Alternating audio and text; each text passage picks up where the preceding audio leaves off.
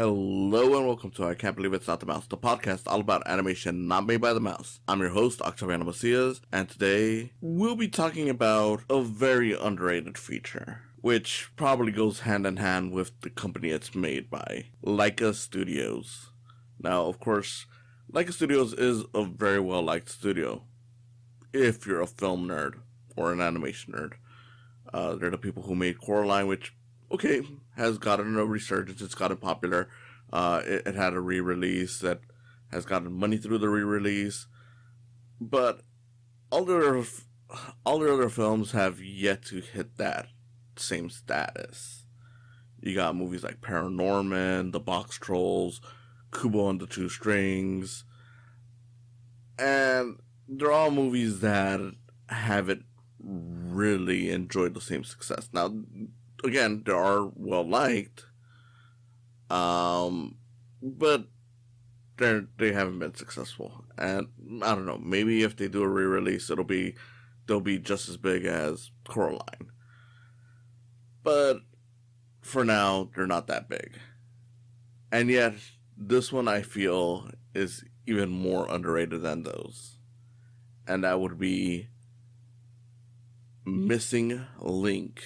Before we get started, I just want to say, if you're listening to this on YouTube, go ahead and give it a like, subscribe to the channel, feel free to comment, and ring the bell for notifications. Also, if you're on Spotify or just any other podcast site, follow this show on those platforms.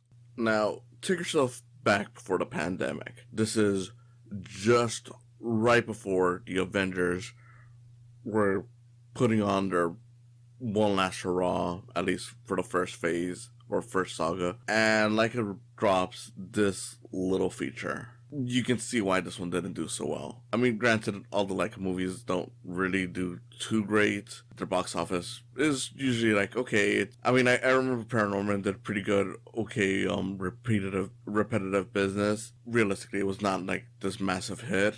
But this one really sank, and it's not hard to see why. You release something around the same time as the Avengers, doing their big final hurrah. Of course this is going to happen. And what sucks even more is that this is probably their most unique film, whereas most of the Laika films usually focus on horror and have like a goth aesthetic, as some people would say. This is the one where it was more upbeat, it was more comedic. Honestly, to me, it reminded me more of an Aardman feature than it did a Laika film, at least in style. The animation, the character designs, that kind of stuff is all very Laika. But it still works. It's still a really fun movie, and for what it's worth, it's still one of their more mature features. I'd honestly argue it's probably the most adult feature that they have, just because all the characters are adults. Yes, there are comedic moments, but a lot of it is played in a way that is aimed more at adults than it is to kids. All the characters talk like adults. They don't shy away from the fact that there are, in threatening situations, the characters are always talking about how they're going to be killed, or pretty much it's all this stuff, and it's really great for the movie. And honestly, revisiting it, I'm like, yeah, man. I mean, look, it wasn't my choice for the best animated feature for 2019, but it really does just highlight how much the Oscars kind of suck at this, just because I'm like, look, Toy Story 4 is fine, but no way was it better than this, or some of the other choices that were on there. But yeah, Missing Link,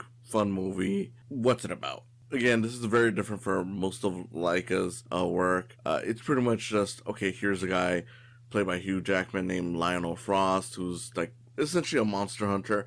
He's one of those British explorer guys that you probably have seen on TV before, where it's like, their whole job is just finding the new world, finding uncharted stuff, the Mummy's Curse, all that kind of thing. But in the case of Hugh Jackman's character, his whole goal is specifically monster-related stuff. Like, at the start of the movie, he's looking for Nessie, the Loch Ness Monster, and, it's mentioned that he's looked around for other things. As a result, he's pretty much excluded from this expedition crew who just loves traveling around, but they're like, we don't believe in monsters. That's stupid. Ends up getting a tip that he may be able to find Bigfoot and wants some help from the expedition guys. They don't want to support him. Makes a bet with them, and that kicks off pretty much most of the movie. shortly after, he goes on and finds that the person who gave him the tip about Bigfoot is actually Bigfoot himself, the titular missing link, voiced by Zach Galifianakis. Very funny pairing. I think it's just, one of those great animated duos where you have Hugh Jackman as like the refined guy who's self-centered, and Galifianakis as like the slow-witted but well-meaning and selfless character who really just wants to find his family, because that's the whole basis, that he's all alone.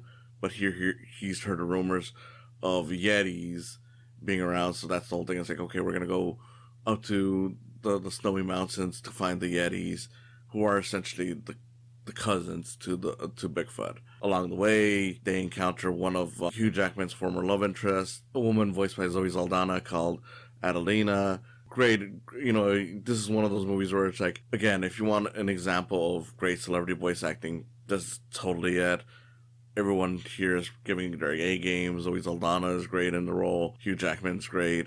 Missing Link, Zach Galifianakis, great. It's all just great stuff. And of course, along the way, you got other people. I won't really go into that just because I'd be kind of giving it away a little bit. But for the most part, it is fun, and I do like how the characters just talk. Like, they actually talk like adults. And I know that sounds weird to just praise, like, hey, it's a movie where characters that are adults talk like adults. But again, if you've ever seen any animated film, especially within the West, one of the downsides is that since a lot of them are focused on targeting kids, a lot of these tend to make the dialogue like, okay, let's make it more kid-friendly.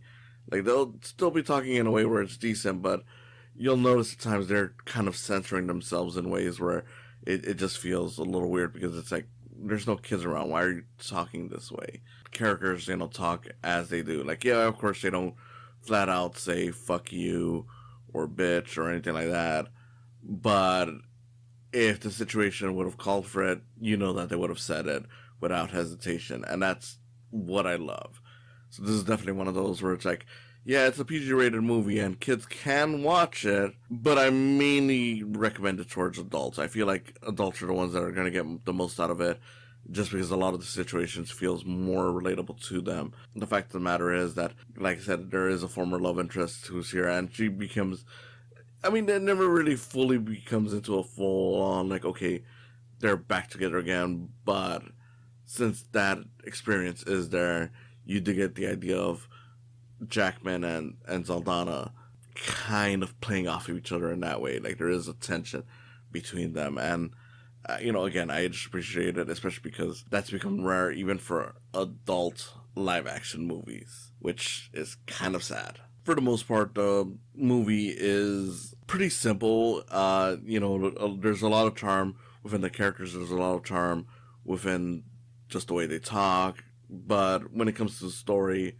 it's pretty simple. It's pretty much like, okay, well, now we found Bigfoot.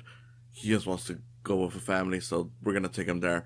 I do think that the eventual, I don't know, I guess you could say it's twist of the movie is pretty good. Again, I'm not really going to go into detail of it because I don't want to spoil too much, and especially because this is one of those movies that hasn't been seen too much. For the most part, eventually Bigfoot's whole thing kind of connects with the Lionel Frost character's thing of wanting to be somewhere that they're not exactly wanted, which is probably giving it away at that point, but it makes for a really good twist towards the end, as well as a nice little message about finding your place in the world and just accepting yourself for who you are. This is a minor thing, but even Bigfoot goes through that, because throughout the movie, the Lionel Frost character calls him Link, just because, like, okay, we gotta give you a fake name so that when people see you, we can pretend you're human, especially with you wearing clothes. And eventually, the Lionel Frost character asks him, like, okay, what would you prefer to be called? And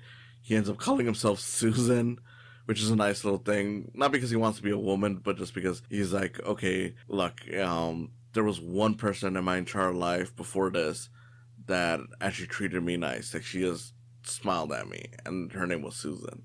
So I want to be named Susan in honor of her. Cute little moment. Of course, you get the whole joke of, like, that's a woman's name. And he's just like, yeah, that's my name. And I love that.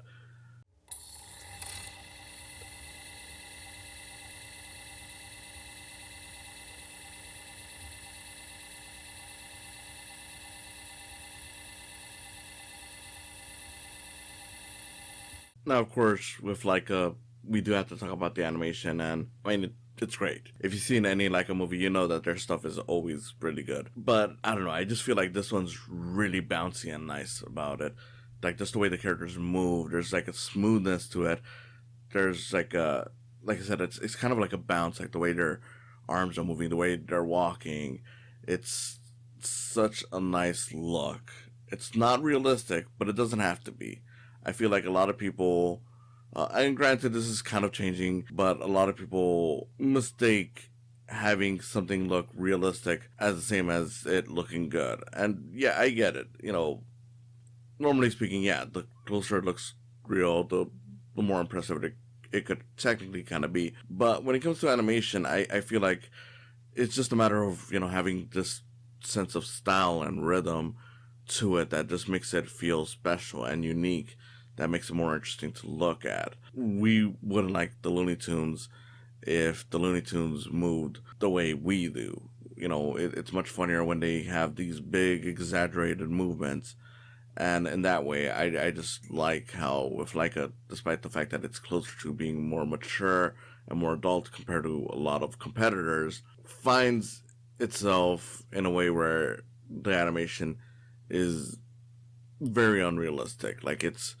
just this smooth looking thing where the characters have like this big, I wouldn't say fast motion, but like it's a very noticeable motion. Like it's, you know, it's almost weightless, despite the fact that you can see the weight on the characters. I don't know. You know, it is something where you kind of have to look at it to really understand what I'm saying.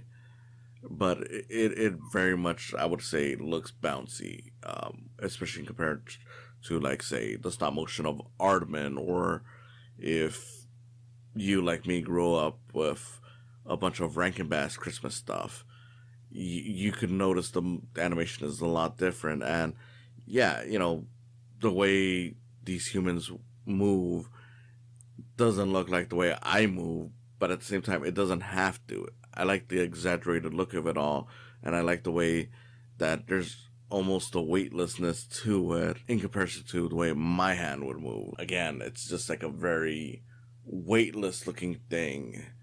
It's bouncy, it's very smooth, and it just looks really nice. I don't know. It's definitely something where you have to watch the movie to fully grasp how nice it looks and how, you know, I'm trying to describe it. But for the most part, it is something that's unique, and you know, it's common with art, with Laika. I mean, and I just like seeing how they keep on improving this. As at this point, this is still their last animated feature.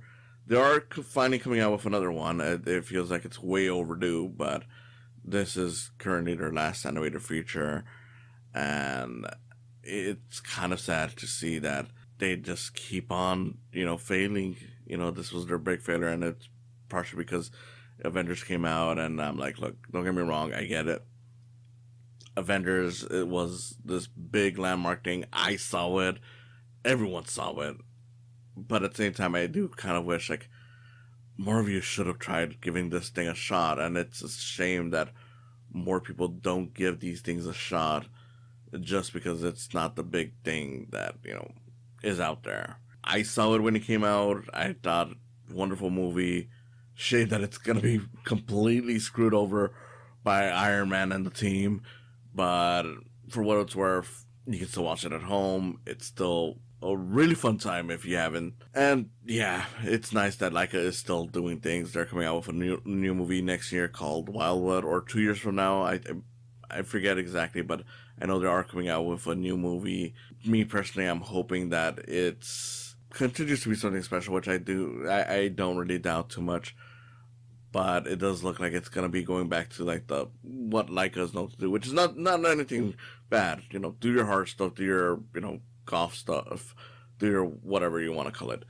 I just feel like it'd be nice if they did more things like this, where it's like, okay, we're branching out from what we normally do to do something that is just as special, but in a different genre. Not to say that it's their weakness, it isn't, but it does feel like, okay, we can mix everything into one thing in this way, and it kind of sucks. I mean, no matter what that's going to happen with anything, I could say that DreamWorks, has a lot more variety, and they kind of do in terms of style, but, everyone's going to break it down and say, like, oh, it's like, like the pop culture comedy celebrity voice actor guys, even though, some of that is wildly unfair to say, and some of it just describes so many different companies, but they break it down to that. No matter what you do, you're going to have these identities that are placed on you, but that doesn't mean that I wouldn't like to see some different stuff that breaks the mold, and I hope that this movie, failing as bad as it did, doesn't make them feel like, oh, okay, we can't do this ever again. I hope that whatever they do next, still shows the kind of unique thing that this thing brought about to the company. Like, I don't want Missing Link to be the only adventure comedy that they ever do that isn't horror based. Like I said, Missing Link is just this really solid movie. Maybe the story isn't the most complex, but the characters are great. The animation is really smooth and nice. The comedy is funny. The characters are just a ton of fun, and I just love the celebrity performances in this. It really reminds me that, yes, voice acting isn't just, oh, a guy doing a funny voice that isn't well known. And that look, no disrespect to voice actors. I love a lot of voice actors, and I think that voice actors deserve better treatment. I'm not gonna lie. I would like to see more voice actors get bigger roles in movies, but I also can't deny that there is kind of an issue that people turn around where they start saying, like, okay, well, voice acting is only when it's a person doing a funny voice, which is not true. There's a lot of voice actors that have pretty much the same voice. It's just that the way they perform with their voice with different characters is what makes them voice actors. And then, of course, there's like the whole idea that, oh, if you're famous, you can't be a voice actor, which, again, it's false. We got plenty of voice actors that are technically big name actors, depending on how you view that term. I mean, Mark Hamill, the guy who's Luke Skywalker, I mean, of course, I wouldn't say he's like the biggest celebrity in the world, but he is technically a big name actor in the sense that people know who he is, and the role is very iconic. And yet he's a great voice actor.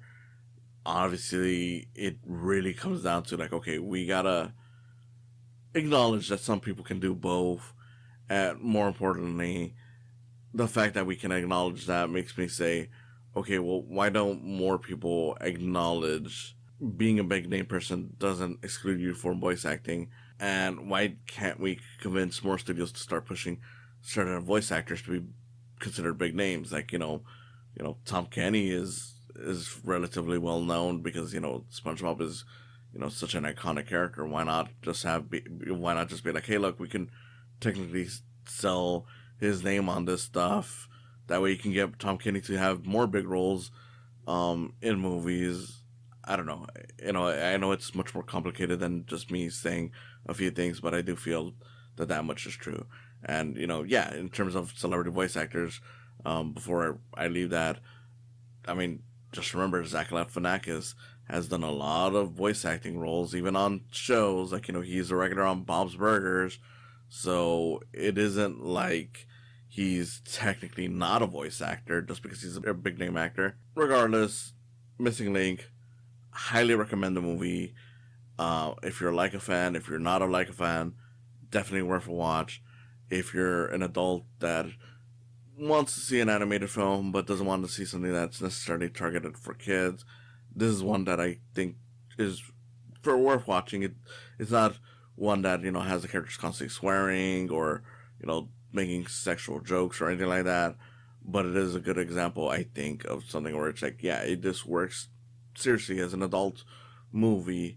Like, if it wasn't for the fact that it's animated, this would probably be one of those movies that you'd probably watch when you were looking for like an adventure movie, like a Mummy or something like that. I feel like this one is definitely one where, like, yeah, you know, if you want to recommend this as a movie for adults to show them that animation isn't just for kids, I totally see this one as a choice. In any case, that wraps up this week's show. This is Octaviano saying thank you for watching, and I hope to see you again next time. You wrote this? You asked me here to discover you? No. I ask you here to help me. Thanks for stopping by. Go ahead and follow this channel. Subscribe, like and comment, ring the bell for notifications. Go ahead and also follow my podcast and give some love to my Patreon account while you're at it. It's www.patreon.com/saicams. Again, thanks for stopping by, and I hope you come back for more in the future.